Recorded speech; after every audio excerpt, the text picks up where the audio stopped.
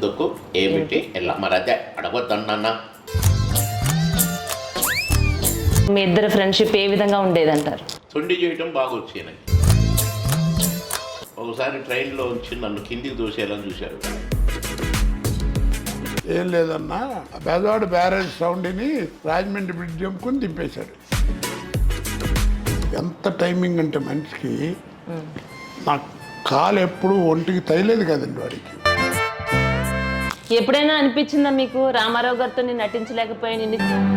అలాంటి మహానటులతో యాక్ట్ చేయలేకపోయామని అనిపించదు. మమ్మల్ని పెట్టుకొని ఇట్లాంటి పక్కన పెట్టేది పాప. ఏదో అట్లా చెప్పు బతుకుతున్నాడు, ఏముంది.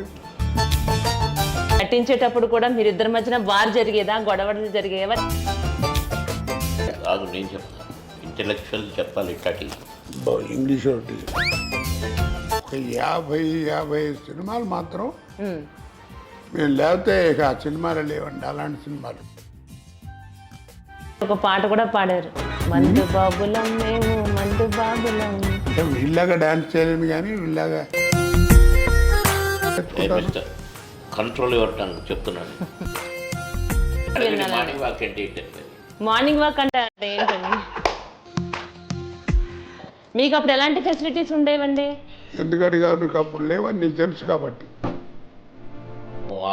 బాత్రూమ్ అక్కడ పడుకున్న రోజులు చాలా ఉన్నాయి. ఒకే రోజు 3 స్టేట్లో పనిచేసాం.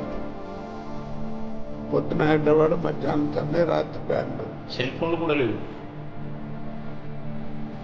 ఇద్దరికి ఎన్నో విషయాలు అంటే ఫ్యామిలీ పరంగా తను కొడుకుని కోల్పోయారు, మీరు కోల్పోయారు. నాకంటే ఒక రంగా వాడు అదృష్టం చూసుకోవడానికి ఇంకో కొడుకున్నాడు.